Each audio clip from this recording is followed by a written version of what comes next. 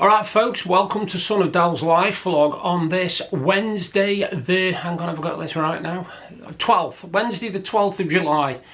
It's been 3 weeks since I did my last vlog, and this vlog today I've got a unboxing of a mystery box from HMV, a $24.99 gaming mystery box, which isn't brilliant, but I'll show you more of that in a bit. I've got my Jigsaw gallery coming up, talking a bit about what we've been going through and what's been happening in our lives, and just a general chit chat really. The last word today, I think it's going to be tolerance. I think tolerance is what we're going to talk about today.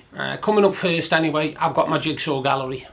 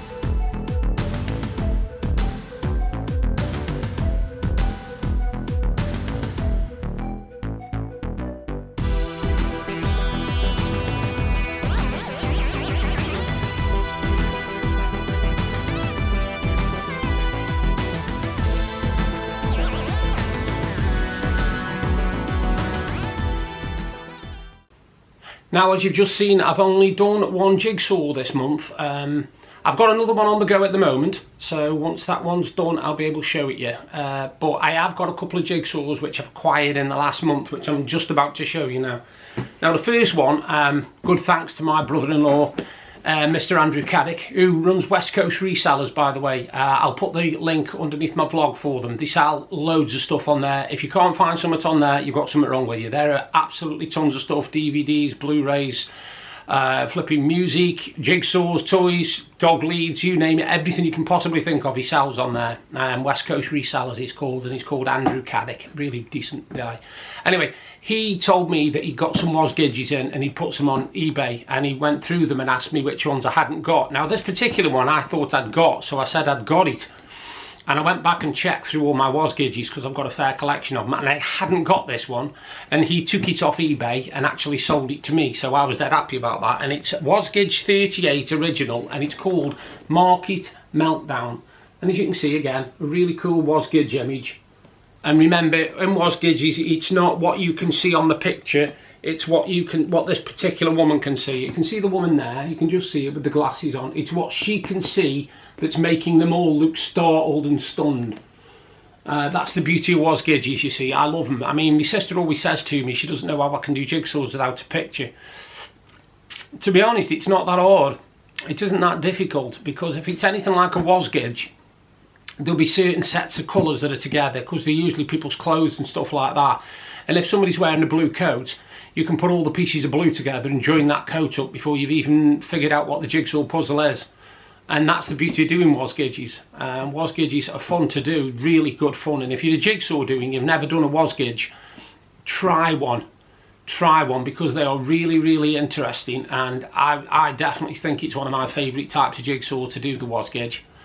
I'm doing a jigsaw on the table at the moment. It's not a wasgage one, it's a Ravensburger 1000-piece one, and it's of a pirate's cabin. Basically what a pirate's cabin would look like. So you've got like a spyglass there, you've got books there, you've got coins there, you've got all sorts of stuff going on. And I've just started that one. I've just done the border on it a couple of days ago. But that was my first jigsaw, and that's Market Meltdown, and it was a wasgage. And that was off West Coast Resellers. Now my second one, I managed to pick this one up. My wife got it me actually off the works.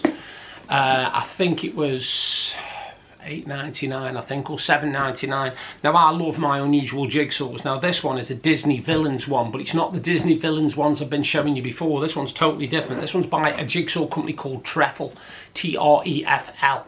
And as you can see, I'll try and keep it out the light because the light's shining on it a little bit. But if I keep it over here, you can see that it's got all the quite a lot of the villains from the Disney from the Disney films. And as you look, they've got like tarot cards at the bottom with pictures of them on, showing what each one's capable of, sort of thing, if you like. Some of them are even scenes from the actual Disney games. I keep saying games, Disney movies. It's because I play the Disney games as well, you see. That's what's confusing me. But that was off the works.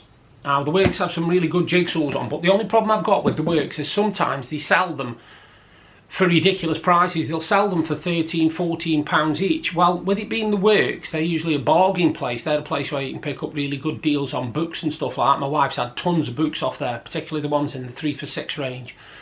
And I just think that some of their jigsaws, particularly ones that are branded ones, are a little bit expensive for a place like that.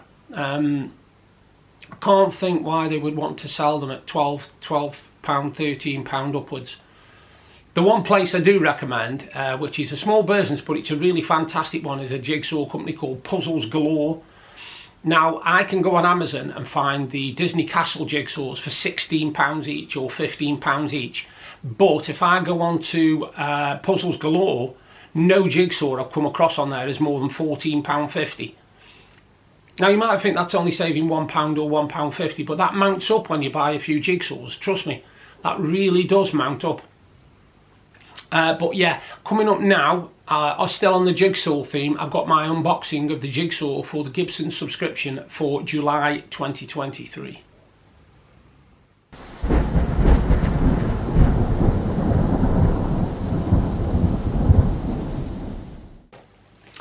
Now folks, I have to tell you something about this Gibsons jigsaw subscription. I've cancelled it. And the reason I've cancelled it is because I'm finding the jigsaws very, very drab, very, very boring, and I don't think they're as exciting as the first year I was a member. When I was a first member, I used to get signed puzzles, I'd get cards in them, I'd get books in them, I'd get all sorts of stuff. Now this is the jigsaw for this month, and I personally do not think it's up to much at all. And it's called Nearly Home by David Noble. Now don't get me wrong, it's a nice enough picture, but I don't think I would ever do this jigsaw, because all it shows you is a train on a track at the back there and two people walking home down a cobbled street, down a normal street with a car in the background and milk bottles on the front. And to be honest, it's quite, for me, it's quite boring. And I don't do boring jigsaws. I've never been one of these people who does jigsaws with just like a house and some flowers or something like that. I want a bit of something in them. I want a bit of character, a bit of something that makes them stand out, like the wasgages, like the Disney ones. You know, something original, something new. So I've actually cancelled my Gibsons Jigsaw Puzzle subscription service. Now, I'm waiting for them to get back to me because they still haven't yet, because I've cancelled it, and I just want to know whether I've still got to carry on for the 12 months that I subscribe to, which means I've got to have at least another 7 of these things, or whether they let you cancel, because I'm just not happy with it. I really aren't. I started off giving it like 9 out of 10. I wouldn't give it above about 4 now, maybe 3 or 4. I just don't think it's up to much. I really don't. And I know the puzzles, you get them a month before they come out, but I can't see many people swamping to buy this one and buying it out anyway. So I don't really think you're getting much of a heads up, if you like, because it's only 1 month and then it's for sale on site. Well, I can't see that one selling out in droves. I really can't. So yeah, I'm not happy with the Gibsons Jigsaw puzzle subscription service, and I've cancelled it. So we'll have something new for next vlog I do. I don't know what yet. I'm going to have a look around, see what subscriptions there are out there. I may even do a book box, because I'm a massive reader, a big avid reader. Although this month there is no book review, because I've been a little bit lax in my book reading. I've been doing a lot of gaming. But coming up, I will tell you now about what's been happening since I last spoke to you.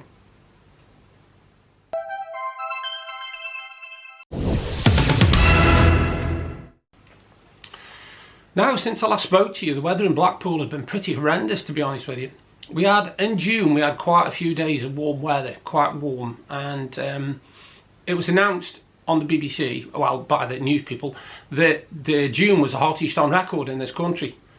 And I think July must have heard that and thought, well, you're not having that for the rest of the month, because ever since the start of summer, we've had nothing but rain and wind. It has been really, really bad for this time of year. And it got so bad that what it was over when the nice weather was, we kept leaving our parasol up, because the birds have got a habit. We've got trees overhanging our garden, and the birds have got a habit of decorating the umbrella, shall we say. So we left it up, and basically at night we took the chairs underneath the table, so if the birds did poop, it would go on top of the parasol and not on the chairs, which was a fantastic idea. Not on the chairs, not on the table, so I didn't have to clean it every single morning. Anyway, we had those really, really bad winds, and the winds were that severe that the pole that goes down from the parasol is a metal pole, and the circle in the middle of the table is glass. And the winds were that bad that it pushed the metal onto the glass cut through the metal, the parasol fell over like that, it smashed onto the decking and completely broke all the entire mechanism.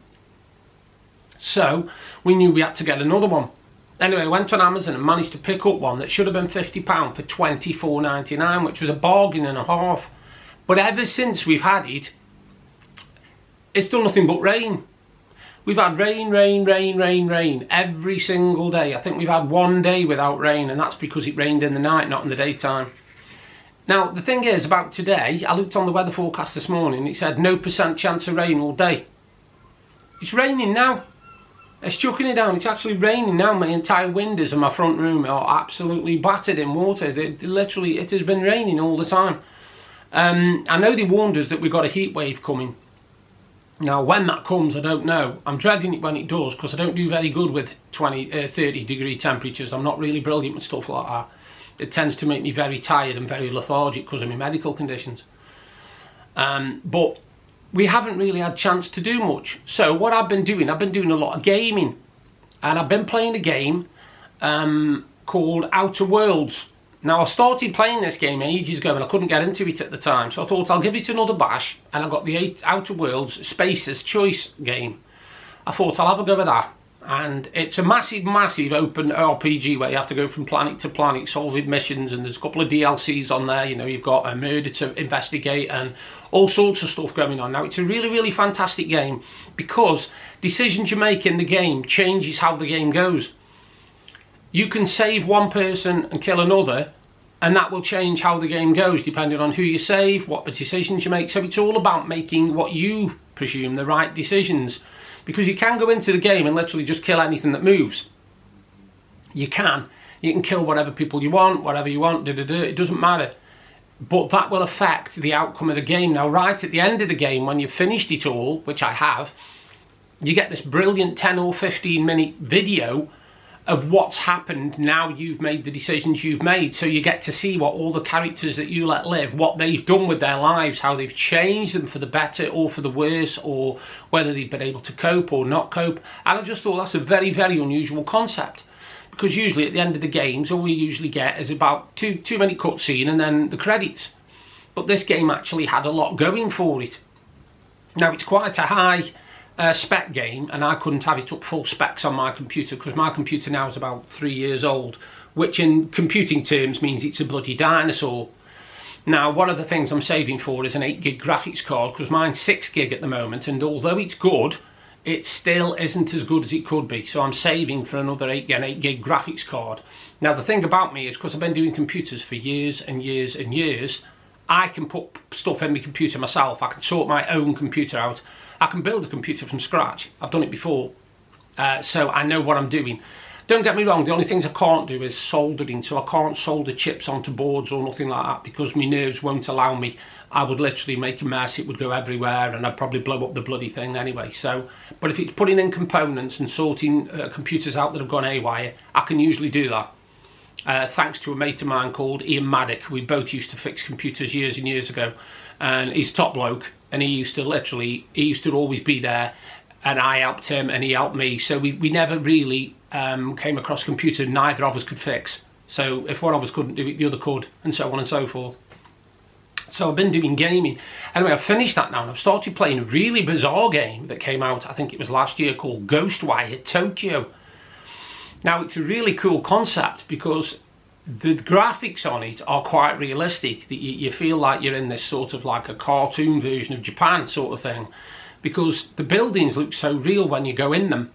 You know, you're walking from room to room, and it's just like walking from room to room in your house. Now, the concept is that your sister is in a hospital dying, and this fog has descended on the city, and literally anybody who goes into the fog dies. It wiped them out.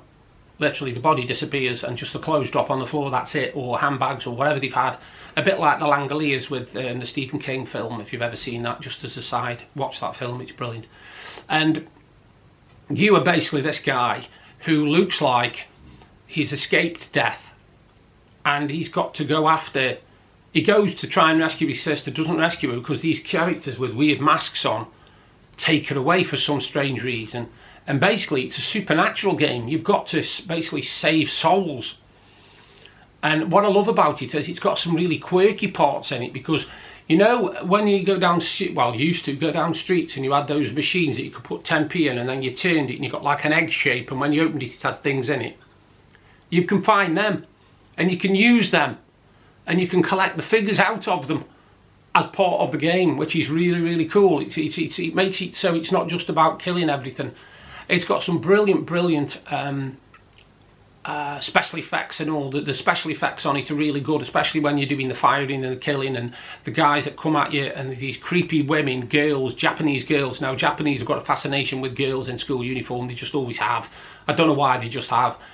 And yes, these girls are in school uniform, but they've got no head. They've got no head or face, which makes it creepy as hell. Trust me, when the school uniform's coming straight at you with legs and arms and no face, it's creepy as hell. And I've been playing it now for about an hour altogether, and it's really, really enjoyable. And so far I'd give it about 8 out of 10, because it's really, really good, really, really involving. And I've just found out now that I've opened up loads and loads of missions where I've got to go round and help people with supernatural cases, so that's going to be interesting. So it's a game called Ghostwire Tokyo, and I'd give it 8 out of 10 just as a rating, but that's what I've been doing since we last spoke. I have been doing a bit of reading, but I've not finished the book yet. I've got Tom Thorne book 6 on the go, and I've also got a very, very unusual one which I got sent through the post, which is, when I'm stretching, it's a book called Rage Against the Dying, and it's the debut novel from a woman called Becky Masterman, Becky Masterman. And so far I'm really enjoying it. Because the main character in it isn't like a 20-year-old cop who's like all cocky and whatever. It's a retired policewoman. It's a woman who's supposed to be retired from the force. She's like in her 50s. So it's really clever, it's really good. I'm enjoying it, and I'll let you know what I think of it, because I should be finishing it by the time I do my next. Now, as another aside, next week is my birthday and I'm 51. And I got thinking the other day, actually, because it doesn't seem a year since I celebrated my big 50 with all my family and my friends, and had a fantastic time, and it was boiling hot, it was 30 degrees, it was really, really hot day. And I got to thinking about, and my wife said to me the other day, she said, look, she said, what do you want for your birthday? And I couldn't think of anything. I really can't think of anything, because I'm not a massive possession person. Yes, I like having my stuff, don't get me wrong. I like Blu-rays that I've got, and my DVDs, my comedy box sets, my Jigsaws, but I don't go for expensive items. I don't like collect mobile phones or want the latest piece of technology that's come out. I'm not a branded clothing person, so it's not like I want a Nike sports coat or something. I don't even want a new Liverpool shirt, because at 75 quid I find them astronomical. I really do. So Deb asked me, and I started thinking the other day about what I class as important to me. And the things I class as important to me, I've got, because I've got semi-health. My health, it could have been worse. It could be a hell of a lot worse than it is. It's not good, but it could be a hell of a lot worse than it is. I've got a loving wife who literally I would die for. I really would. I would throw myself in front of a bus for my wife. She is that special a woman. I've got a lovely dog which is daft as a brush and keeps driving us mental. I've got a house with a roof over my head, and I've got a supporting family and brilliant friends who are more like family than friends. So I just thought to myself, I don't really want anything. And she says it's not about whether you want anything, need anything, sorry. And she says it's not about if you need something, it's if you want something, it is your birthday. So I've now got to go onto Amazon and go through my items for Deb to look at and refresh it so that she can buy me something for my birthday. But I honestly don't know. I don't know. I haven't seen anything that's jumped out and made me go, oh, I'll ask if I can have that for my birthday. I don't do that kind of thing. Anyway, I've got a box coming up now, a unboxing of a mystery box from HMV for $24.99. It's a gaming box. Now you remember I did one of these a few months ago, and I'll just show you the difference.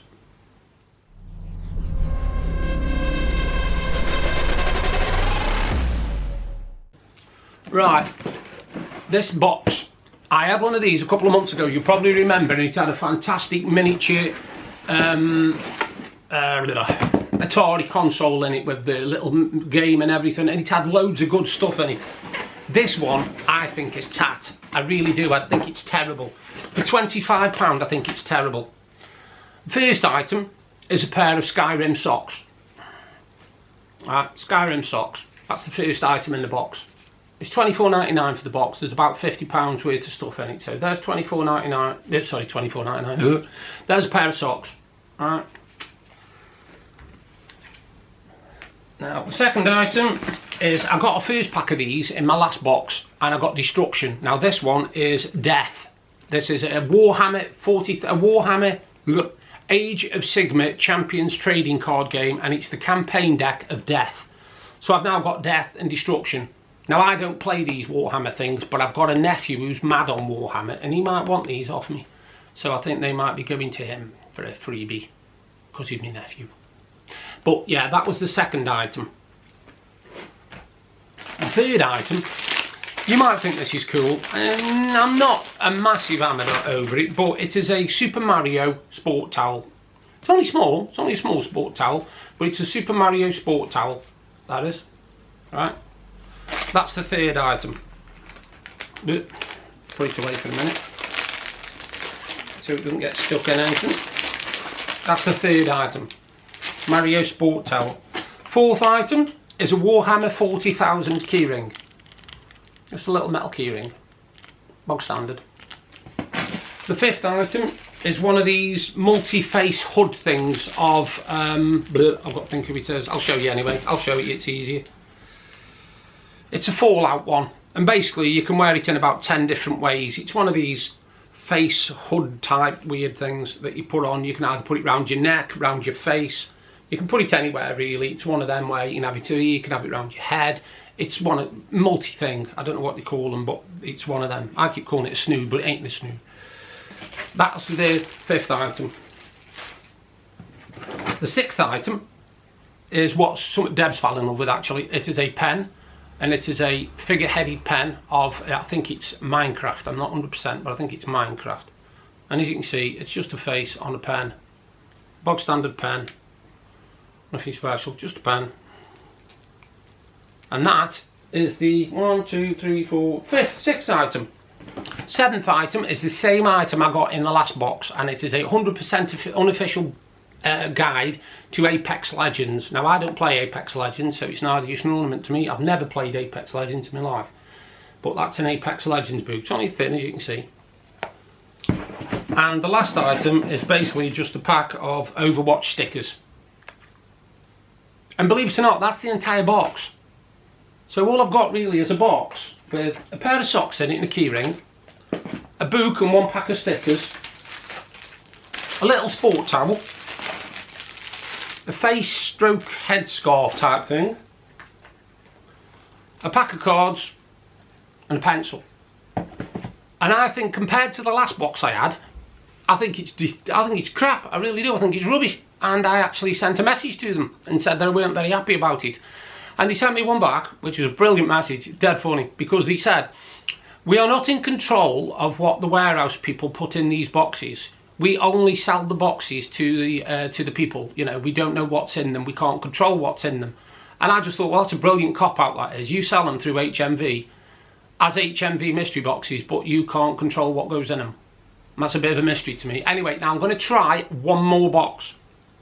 Now, out of 3 boxes, if 2 are brilliant and 1's not very good, fair enough, that's a glitch.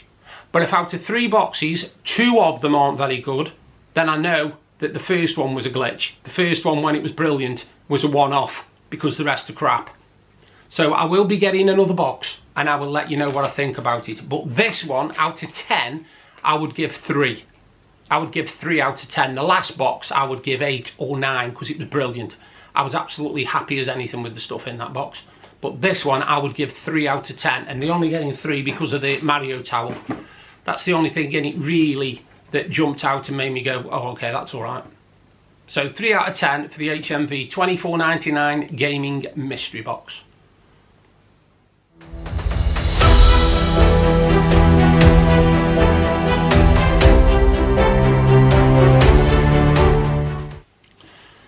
Now, my last word today, me main word, to be honest, is something which I've noticed, tolerance.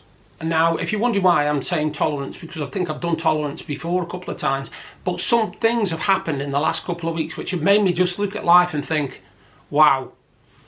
The main one was a couple of days ago, some lads, some group of teenagers, about 3 of them, were caught throwing rocks at a caravan park. And the guy managed to get some CCTV footage of the faces and the bodies and the people, and managed to post them on Facebook. And he posted them on Facebook, and my first thought was, the destructive little you know, I wasn't happy, because I thought they're destructive, they're, you know, vandals, they need punishing, blah, blah, blah. But the majority of people actually picked up on the fact that they were slightly overweight. So rather than calling them hooligans and vandals, which is what they were, they called them fat hooligans and vandals. They were concentrating more on the fact that they were overweight than they were throwing bricks. And I just thought, seriously? So somebody throws bricks and they're slim, that's okay. But if they throw bricks and they're a bit overweight, then they're fat vandals. And I thought, wow, seriously, that's where we're going as a society, is it? We would rather focus on the weight of somebody rather than the fact that they are destructive little vandals. Because I never thought about the weight of them. I really didn't. I just looked at them and I thought, they've caught them throwing bricks at the caravans. I hope they catch them. I hope they catch them and punish them, take them to the parents or whatever, and the parents rollick them. Doesn't matter. I never thought, oh my God, they are fat and overweight. Why are they throwing bricks at caravans? It doesn't enter my head at all. And yet people literally, out of this post, there must have been 40 replies on it, and about 25 of them focused on the weight of the children. And I just couldn't believe it. I was absolutely stunned.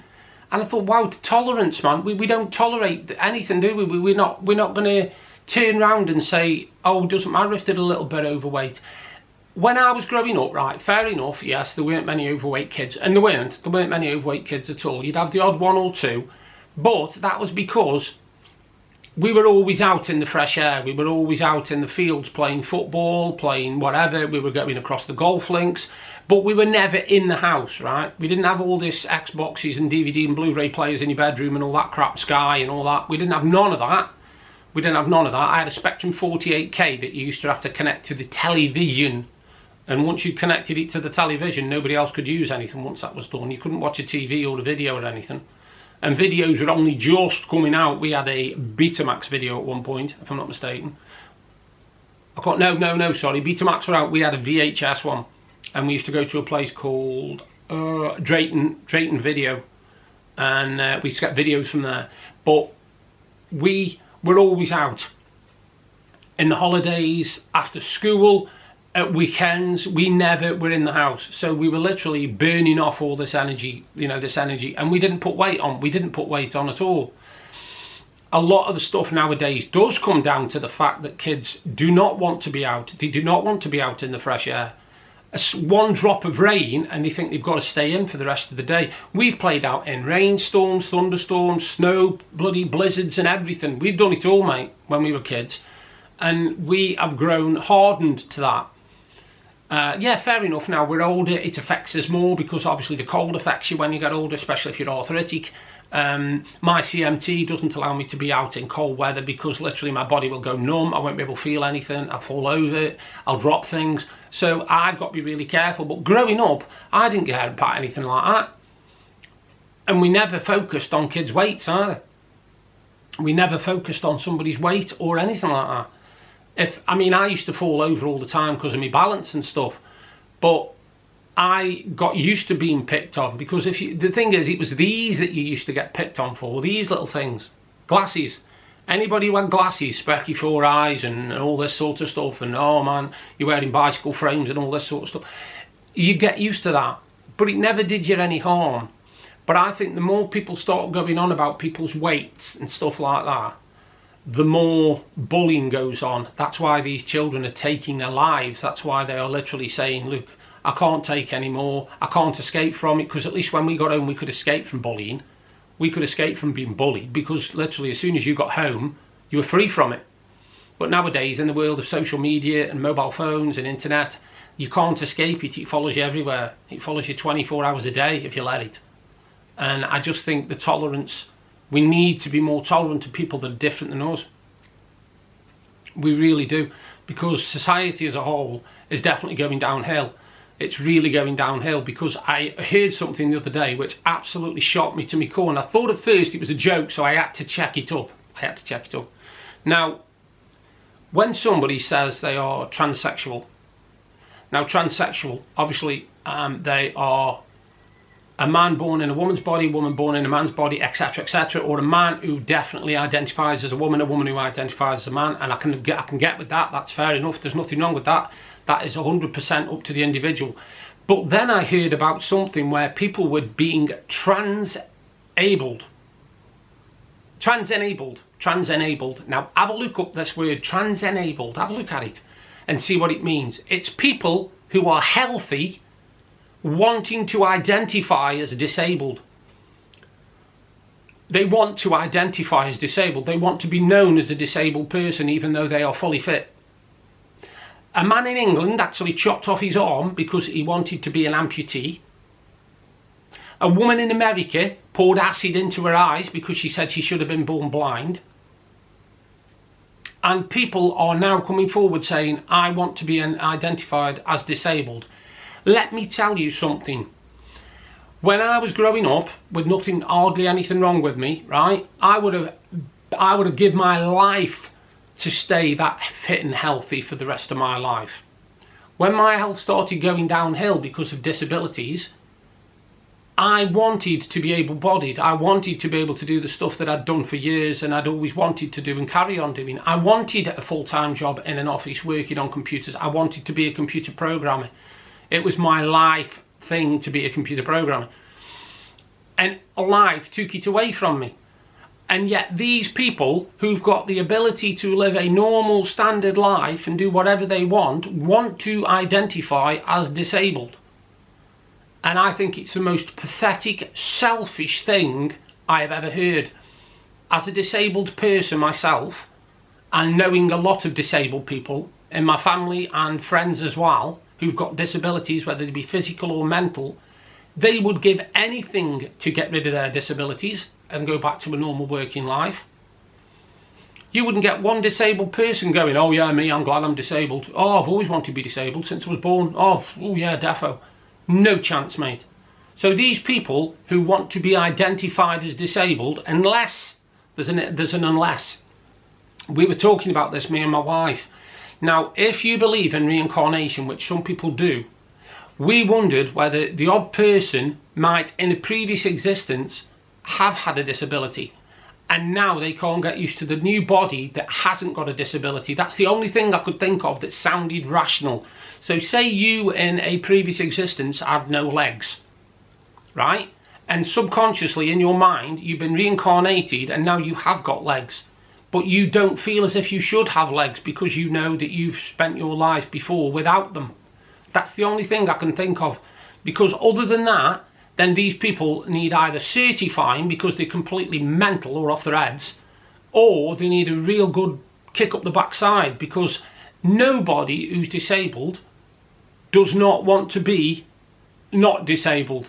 I can't think of anybody who said to me, you know, oh no, I'm so glad I'm not disabled. I'm disabled. I'm really glad. I would hate to be not disabled. Nobody's ever said that to me in all 50 years I've been on this planet. Nobody's ever said it to me. I certainly wouldn't say it. If I could take all my disabilities, grab them and throw them away and be a fit, healthy person again, I would do that with a drop of a hat and I'd be gone. I'd be fit, healthy, and I'd be going around the world all over the place, touring and doing all sorts of stuff, mate. My life would be back. I'd be still playing snooker because I was quite a good snooker player. I'd still be playing darts. I'd still be going for walks for 10 miles like I used to years and years ago. You know, I'd still be doing the stuff. But unfortunately, life took that away from me. Now, you can either cope with it and say, okay, fair enough, let's concentrate on what I can do, or you let it roll over you and take over your life. But obviously now there's another alternative. You can pretend to be disabled when you're not. And them are the people I'm not tolerant of. Now, you might say, okay, this is supposed to be about tolerance.